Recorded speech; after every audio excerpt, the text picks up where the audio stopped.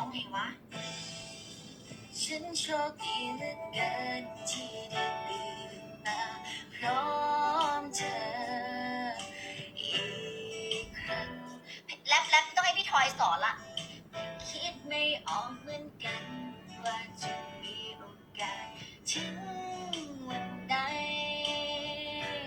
อ่ะหากวันหนึ่งฉันหลับไหลหากวันหนึ่งฉันจากไปแสนไกลหากวันหนึ่งฉันย้อนมาดำน้ำไม่ขอโทษหากฉันตายทุกคนไปอยากจะบอกว่ารักฉันรักเธออยากจะบอกให้รู้ให้เข้าใจว่าฉันไม่มีโอกาสบอกเธออีกต่อไปให้เธอจำคำนี้เอาไว้ว่าฉันรักไม่ร้องละจะตายละเพลงไหนนะเพลงไหนนะเพลงกี้ใช่ไหมเพลงเกลียดเมียเก่าของมึงใช่ไหมเพลงนี้ฉันรู้ว่าฉันไม่มีเหตุผลฉันไปเกลียดใครหนึ่งคนที่เธอแอบรักกันขอโทษดำน้ำเอาใหม่นะต้องดูเนื้อก่อนฉันรู้ว่าเธอนั้นรักฉันขอโทษที่ทำให้เธอนั้นน้อยใจก็รู้มาทีหลังต้องเจ็บจากครั้งที่คิดไปไกลก็รู้เข้ามาก็ฉันไม่ใช่ว่าฉันจะรับไม่ได้แต่เธอเจ็บที่รู้ว่าใจเธอเคยเสร็จเข้าไปแล้วเป็นแฟนเก่าของเธอที่เขาได้ใจเธอก่อนฉันไม่เข้าใจตัวเองเหมือนกันรู้ว่าเขาไม่ผิดอะไรมันเปลี่ยนไม่มีเหตุผลหยุดพูดถึงเขาสักทีได้ไหมรู้ว่าเธอไม่คิดได้แต่ไม่รู้ว่าใครเสียงวิจะไม่มีละ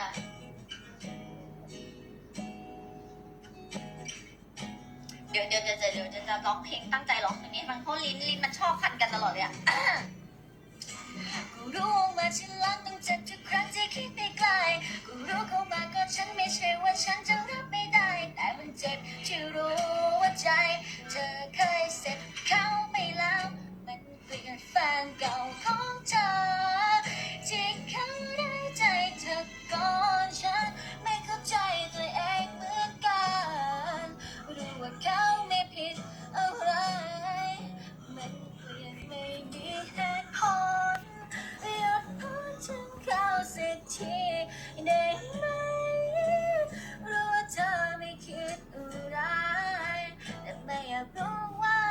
ใครหน้าหนาวที่แล้วใช่ไหมต่อเลยแล้วกันนะ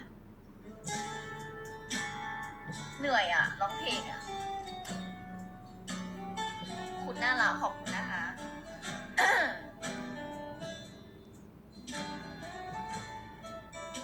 ขอดูเนื้อนะฉันลืมตาขึ้นมามองเธอในยามเช้าแอบพร้อมกับเธอเบาๆจังๆที่เธอไม่รู้มันเพียงมือด้วยกัน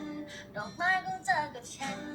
แค่มีวันเหล่านั้นก็มีความสุขเหลือเกินแต่เมื่อเวลาผ่านไปรักของเราก็จางหายนี่โดนสะกดไว้ไม่มีเธอกับฉันไม่มีวันเหล่านั้นและไม่มีทางที่ฉันได้คุมมือเธอแม้คราได้ดอกไม้ตอนนี้ถ้าเธอจะให้ก็ฉันจะอยู่อย่างไรจะขอพรจากฟ้าข้อหนึ่งได้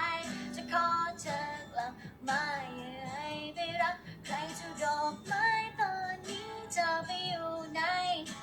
ถ้าเธอจะให้ใครและฉันจะอยู่อย่างไรจะขอพรจากฟ้าข้อหนึ่งได้จะขอเธอกลับมาอย่าให้ไปรัก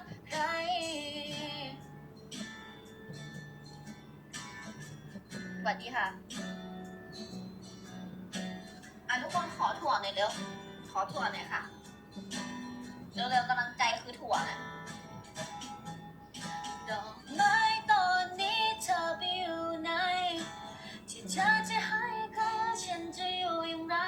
จะขอพรจากฟ้าข้อหนึ่งได้เดี๋ยวจะดับเสียงให้ฟัง แต่เสียงแบ๊วๆนะดอกไม้ตอนนี้เธอไปอยู่ไหนที่เธอจะให้ใครฉันจะอยู่อย่างไรจะขอพรจากฟ้าข้อหนึ่งได้จะขอเธอกลับมาอย่าให้ไปรักใครดัดเสียงขอบคุณที่ไม่หารู้ที่เป็นอย่างนี้เพราะว่าในวันนั้นฉันขอเธอไว้หรือเปล่า